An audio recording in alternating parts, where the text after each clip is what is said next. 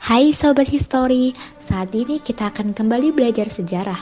Karena ingat, sejarah itu penting. Kali ini kita akan membahas mengenai penjelajahan samudra yang dilakukan oleh bangsa-bangsa Eropa hingga sampai masuknya ke Nusantara. Namun sebelum itu kita akan memperkenalkan diri terlebih dahulu. Perkenalkan, saya Winanti dari Program Studi Pendidikan Sejarah Universitas Jambi dan rekan saya Aldo Toto Setianugraha dari Program Studi Pendidikan Sejarah Universitas Jambi.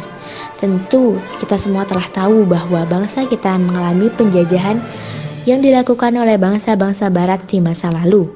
Lalu bagaimana sih hal tersebut dapat terjadi? Hal itu dapat terjadi tidak terlepas dari dilakukannya penjelajahan samudera yang dilakukan oleh bangsa-bangsa Eropa. Lebih jauh tentang penjelasan tersebut, kita simak video sampai habis.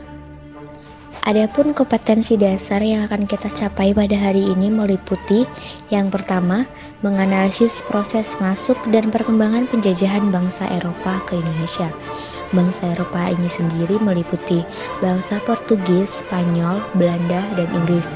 Yang kedua, mengolah informasi tentang proses masuk dan perkembangan penjajahan bangsa Eropa ke Indonesia dan menyajikannya dalam bentuk cerita sejarah.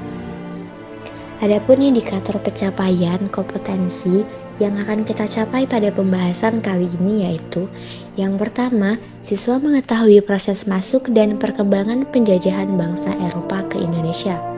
Yang kedua, siswa memahami proses masuk dan perkembangan penjajahan bangsa Eropa ke Indonesia. Serta yang terakhir, siswa mampu mengolah informasi, proses masuk dan perkembangan penjajahan bangsa Eropa ke Indonesia dalam bentuk cerita sejarah. Latar belakang kedatangan bangsa Eropa ke Indonesia. Bangsa Eropa dikenal sebagai bangsa yang memiliki peradaban modern dengan kemajuan di bidang ipteknya.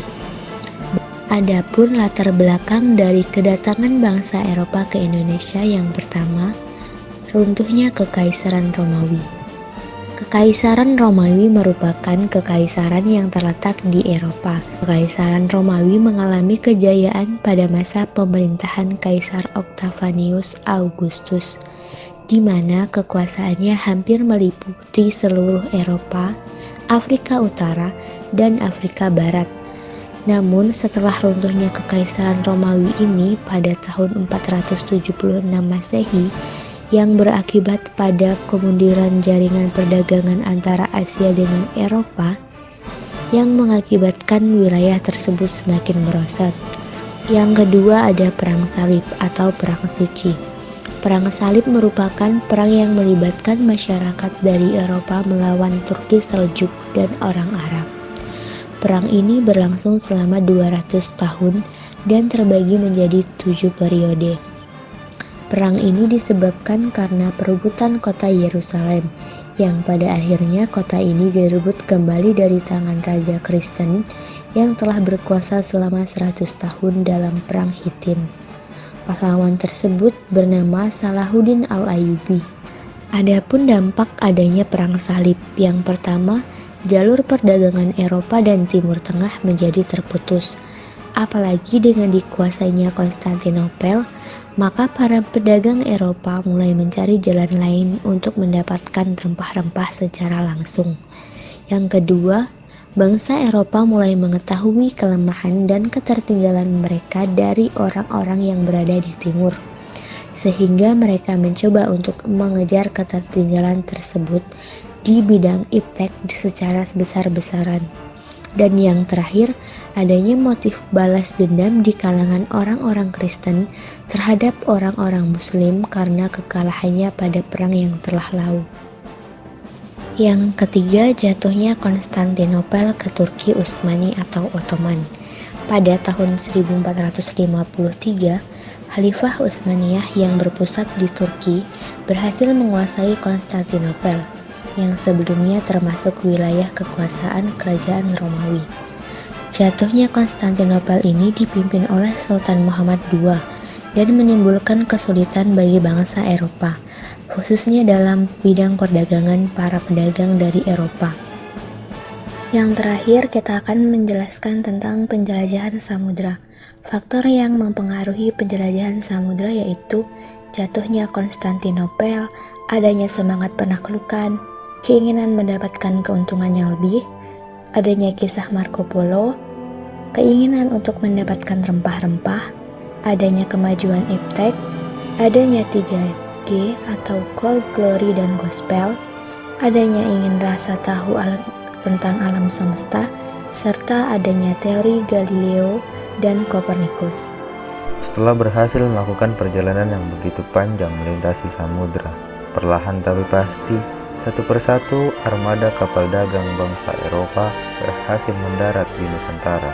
Bangsa Eropa pertama yang berhasil melakukannya adalah bangsa Portugis. Bangsa Portugis telah berhasil mencapai India, lebih tepatnya di Calicut pada tahun 1498. Bangsa Portugis berhasil mendirikan kantor dagangnya di Goa pada tahun 1509. Pada tahun 1511, di bawah pimpinan de Albuquerque, Portugis berhasil menguasai Malaka. Dari Malaka, di bawah pimpinan de Abreu pada tahun 1512, Portugis telah sampai di Maluku dan disambut baik oleh Sultan Ternate yang saat itu sedang bermusuhan dengan kerajaan Tidore. Portugis berhasil mendirikan benteng dan mendapatkan hak monopoli perdagangan rempah-rempah di sana. Pada tahun 1522, Portugis datang ke Pajajaran di bawah pimpinan Henry Leme dan disambut baik oleh Pajajaran dengan maksud agar Portugis mau membantu dalam menghadapi ekspansi Demak. Terjadilah perjanjian Sunda Kelapa pada tahun 1522. Pada awal tahun 1527, Portugis datang lagi ke Pajajaran untuk merealisasikan perjanjian Sunda Kelapa. Namun, disambut dengan pertempuran oleh pasukan Demak di bawah pimpinan Fathahillah. Pertempuran berakhir dengan kemenangan di pihak pasukan Demak. Sejak saat itu, Sunda Kelapa berganti menjadi Jayakarta, yang artinya pekerjaan yang jaya atau menang. Kedatangan bangsa Portugis sampai di Indonesia segera diikuti oleh bangsa Spanyol. Ekspedisi bangsa Spanyol di bawah pimpinan Magellan pada 7 April 1521 telah sampai di Pulau Cebu. Rombongan Magellan diterima baik oleh Raja Cebu, sebab pada waktu itu Cebu sedang bermusuhan dengan Mactan. Persekutuan yang harus dibayar mahal oleh Spanyol sebab mereka kehilangan Magellan yang terbunuh. Dengan meninggalnya Magellan, ekspedisi dilanjutkan di bawah kepemimpinan Sebastian de Elcano. Dengan melewati Kepulauan Cagayan dan Mindanao, akhirnya sampai di Maluku pada tahun 1521. Kedatangan bangsa Spanyol ini diterima baik oleh Sultan Tidore yang saat itu sedang bermusuhan dengan Portugis. Sebaliknya, kedatangan Spanyol di Maluku bagi Portugis merupakan pelanggaran atas hak monopoli. Oleh karena itu, persaingan ini kelak akan melahirkan sebuah perjanjian yang dikenal dengan Perjanjian Saragossa. Pada bulan April 1595, Belanda memulai pelayaran menuju Nusantara dengan 4 buah kapal di bawah pimpinan Cornelis de Houtman. Dalam pelayarannya menuju timur, Belanda menempuh rute pantai barat Afrika menuju Tanjung Harapan melalui Samudra Hindia dan menuju Selat Sunda dan Banten. Pada saat itu Banten berada di bawah pemerintahan Maulana Muhammad. Kemudian barulah disusul pelaut-pelaut dan pedagang-pedagang dari bangsa Belanda yang kemudian pada tahun 1602 akan melahirkan sebuah perusahaan dagang yang kelak akan dikenal dengan nama VOC. Dalam perjalanan ke dunia timur untuk mencari daerah penghasil rempah-rempah, Inggris sampai ke India. Para pelaut dan pedagang Inggris ini masuk ke India pada tahun 1600. Inggris justru memperkuat kedudukannya di India dengan membentuk kongsi dagang yang diberi nama East India Company atau EIC.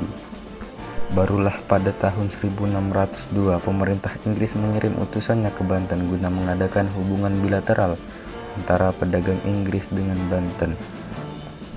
Demikianlah pembahasan kita mengenai penjelajahan samudra dan kedatangan bangsa-bangsa Eropa ke Indonesia. Sampai jumpa di materi-materi sejarah berikutnya. See you. Created using Powtoon.